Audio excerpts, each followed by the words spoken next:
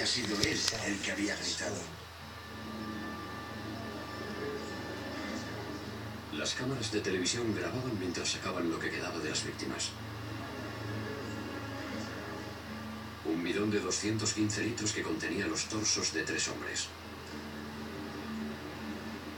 Un congelador con extremidades y carne, y ollas de metal con manos y genitales momificados.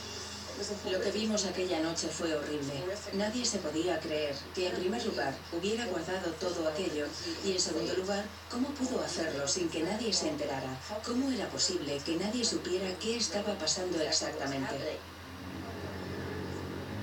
Esta vez, no había mentira que pudiera librar a Dahmer de la justicia. Andaba como si se sintiera derrotado.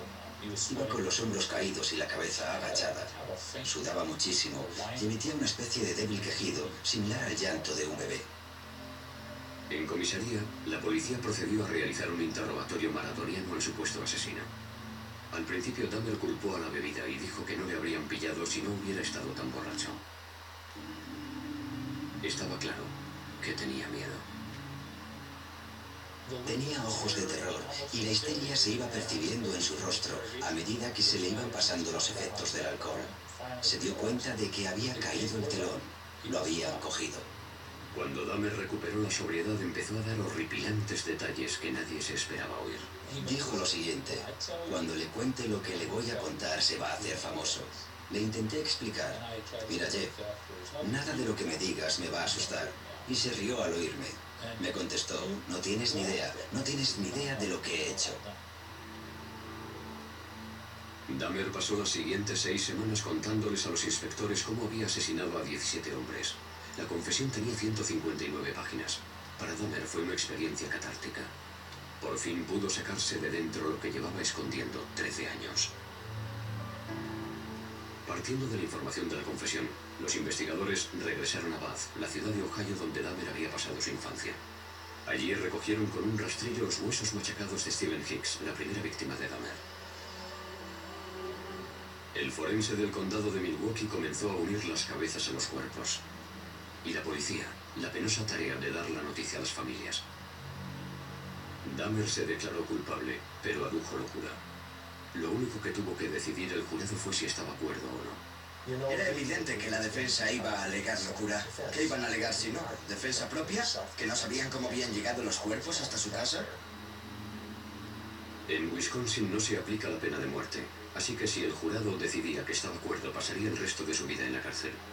Si decidía que estaba loco, lo encerrarían en una institución para enfermos mentales. Ni siquiera el propio Dahmer comprendía por qué disfrutaba tanto matando. Jeffrey pensaba que era tan malo que era el propio demonio. Sabía que le sucedía algo malo, aunque no sabía qué. Sin embargo, nunca se había definido como un loco. El hombre que entró en la sala de aquel juzgado de Milwaukee en enero de 1992 parecía completamente normal. Hasta que el inspector Dennis Murphy leyó su confesión. He rated this was a person he really liked. He indicated that he had filleted his heart and kept it in a freezer, and he also kept his bicep. He indicated that he had eaten the thigh muscle of this subject, but it was so tough he could hardly chew it. He then purchased a meat tenderizer and used it on the bicep. El padre de Dahmer, Lionel, estaba sentado en la sala al lado de su segunda esposa, Shari, sin poder dar crédito a lo que estaba oyendo. Nadie nos preparó para el golpe, ni nos advirtió de los detalles que íbamos a escuchar. ¿Cómo era posible? ¿Cómo era posible que no me hubiera enterado de nada? A pesar de lo horrendos que eran los crímenes de Dahmer, el país estaba fascinado. Fue increíble la fascinación que despertó. Recuerdo que un sábado me quedé impresionada porque allí al lado se celebraba también la feria del automóvil y había familias enteras que cogían la bolsa que les daban en la feria y hacían cola para pasar por los detectores de metal. Querían entrar a ver al asesino en serie. La naturaleza de los delitos que había cometido Dahmer parecía una prueba irrefutable de su locura. Como si no se podía explicar que un hombre tuviera relaciones sexuales con cadáveres, que los descuartizara y se los comiera, y todo para obtener placer sexual. Sin embargo, la definición legal de locura es muy estricta. Los abogados de Dahmer tenían que demostrar 2 cosas: que padecía una enfermedad mental y que dicha enfermedad le impedía diferenciar el bien del mal. La necrofilia, una obsesión que te obliga a tener relaciones con cadáveres, se considera una disfunción sexual. Pero no quiere decir que el sujeto que la padece esté legalmente loco. Adujo que el impulso necrofílico era tan grande que no podía controlarlo. Pero en Estados Unidos eso no se considera un eximente, del mismo modo que no lo es el impulso pedófilo que lleva a un hombre a abusar de los niños. El jurado votó 10 contra 2 que Jeffrey Dahmer estaba legalmente cuerdo. Algunos parientes de las víctimas de Dahmer asistían al juicio en silencio. Otros lloraban. Antes de dictar sentencia, el juez les permitió hablar ante el tribunal.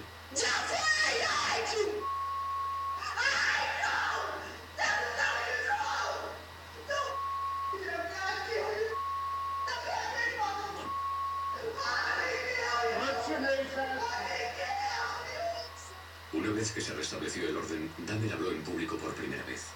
I feel so bad for what I did to those poor families, and I understand their rightful hate. I have seen their tears, and if I could give my life right now to bring their loved ones back, I would do it. I am so very sorry. Muchos dudaron de que la disculpa de Dahmer fuera sincera. Se preguntaban si un hombre que había matado con tanta frialdad tenía conciencia o era capaz de sentir remordimientos. El juez condenó a Dahmer a 937 años de cárcel, pero el suplicio solo duró unos pocos años.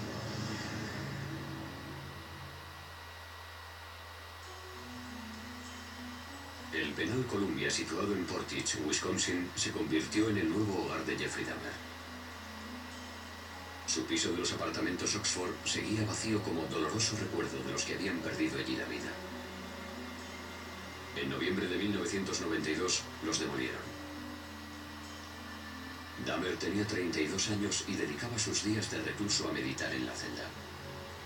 Intentaba superar los remordimientos que le producía tener instintos asesinos y buscaba el perdón divino.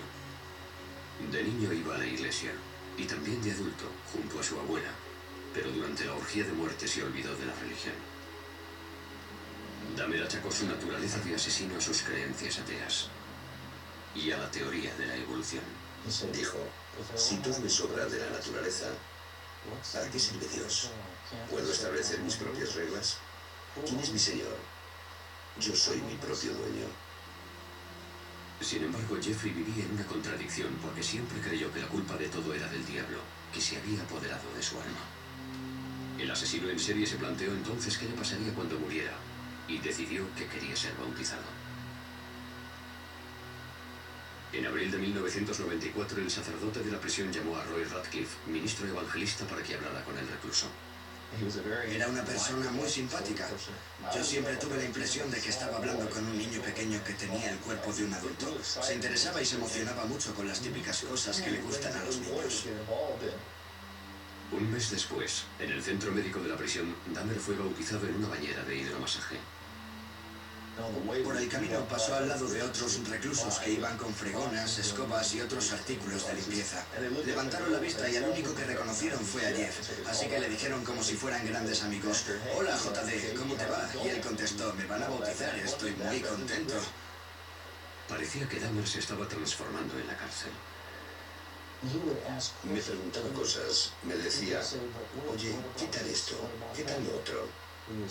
Se interesaba y se preocupaba por nosotros. Intentaba ser normal. Se estaba rehumanizando. Sin embargo, Dahmer seguía teniendo oscuras y obsesivas fantasías. En la cárcel admitió que ese instinto seguía dentro de él. Aún sentía el impulso de matar, aún deseaba matar, incluso dentro de la prisión. Seguramente tendré que convivir con él el resto de mi vida. Ojalá se me pasara. Ojalá hubiera una manera de librarme para siempre de estos pensamientos y estas sensaciones. Teresa Smith fue a visitar a Dahmer a la cárcel. Había matado a su hermano Eddie. Lo primero que hizo cuando llegó fue pedirme disculpas por haber matado a mi hermano. Le pregunté, ¿por qué a mi hermano? Me dijo que había visto cómo bailaba él y le había gustado físicamente. Me dijo, me sentía atraído por él. Me contó que lo había estrangulado. Después intentó buscar un método nuevo para conservar el cráneo y el cuerpo.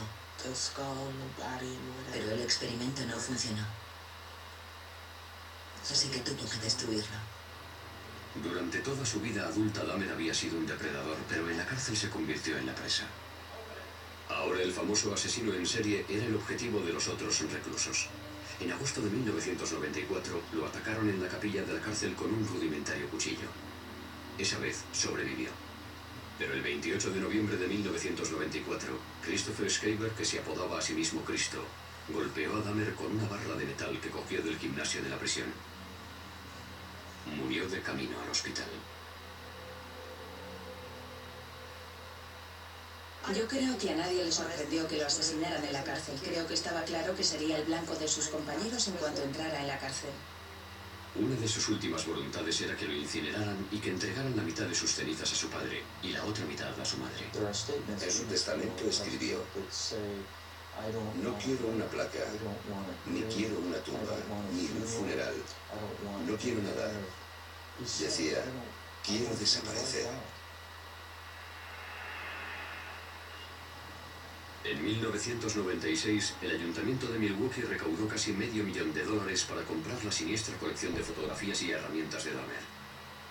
Temían que aquellos artículos se usaran para crear un museo sobre el asesino, así que lo quemaron todo.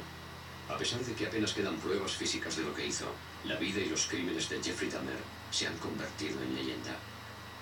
De alguna forma, Dahmer ha pasado a formar parte de la cultura popular. Se le compara con nombres como Jack el Destripador. Creo que la gente siempre lo tendrá en mente. Siempre lo tendrá, por así decirlo, en el panteón de los asesinos más terroríficos. En 2002, el director David Jacobson estrenó Dahmer, el carnicero de Milwaukee, una película basada en la vida de Jeffrey. Jacobson pretendía mostrar al espectador el lado más normal del asesino.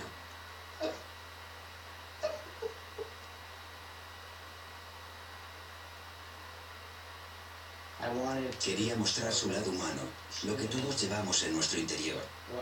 Quería acercarlo a todos nosotros, lo cual puede incomodarnos, pero creo que es muy interesante que el público vea la historia desde ese punto de vista. Los crímenes de Jeffrey Dahmer impactaron el mundo, pero los motivos que le llevaron a cometerlos es lo que continúa fascinándonos. Es un misterio entre los misterios. Un misterio que nunca se resolverá.